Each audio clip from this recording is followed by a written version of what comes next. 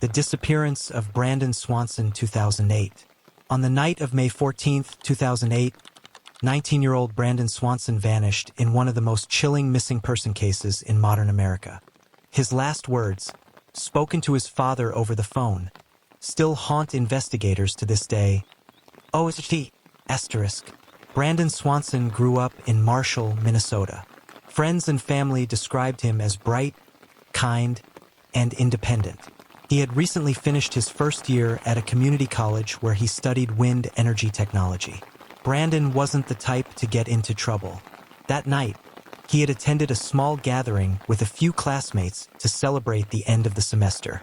By all accounts, he had a couple of drinks, but nothing that suggested he was impaired. Around midnight, he decided to drive back home. Brandon lived about a half-hour away, but the roads he had to travel were rural and confusing. Long stretches of gravel, empty fields, and very few lights. Sometime after midnight, while making his way back, his car slipped off the road into a shallow ditch near the town of Lind. The car wasn't damaged, and Brandon wasn't hurt, but the wheels spun uselessly when he tried to drive out. At 1:54 a.m., Brandon called his parents for help. He told them he thought he was near Lind and asked them to come pick him up. His parents, Brian and Annette, got in their truck and drove out, keeping him on the phone the entire time. For nearly 47 minutes, they stayed connected. Brandon described what he saw, and his father tried to match it with landmarks, but something was off. When his parents arrived in the area he described, there was no sign of him or his car. Brandon grew frustrated, insisting, "I can see the lights of Lind. I don't know why you can't see me." Finally, he told his parents he would start walking toward the lights of the town while they tried to find him. His father stayed on the phone, talking to him in the dark as Brandon walked along the gravel roads. The conversation was calm. Brandon never sounded afraid. Then, at around 2:30 a.m., there was a sudden shift. Brandon interrupted himself and exclaimed, "OSHT!" The line went dead quiet. His father kept calling his name, but there was no response.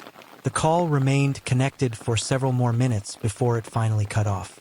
Brandon was gone.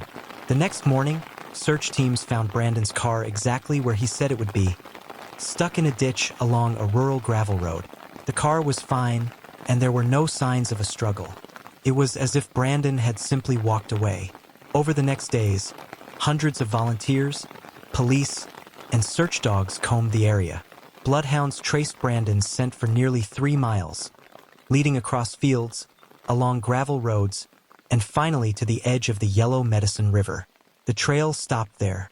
Investigators believed Brandon may have fallen into the river that night, but searches of the water turned up nothing. No clothing, no shoes, no body. Nothing. Even more strange, cadaver dogs later followed his scent past the river on the opposite bank, suggesting he might have made it across alive.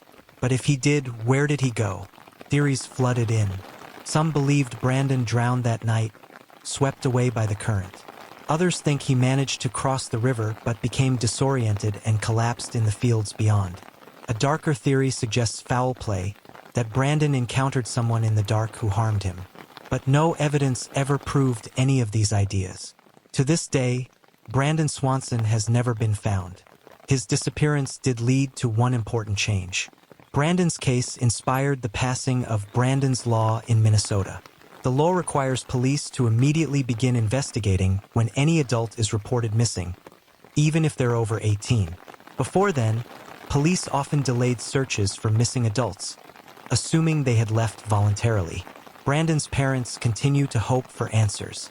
Each year, they mark May 14th as a painful reminder of the night their son vanished. His last words, OST*, still echo as the final clue to his fate.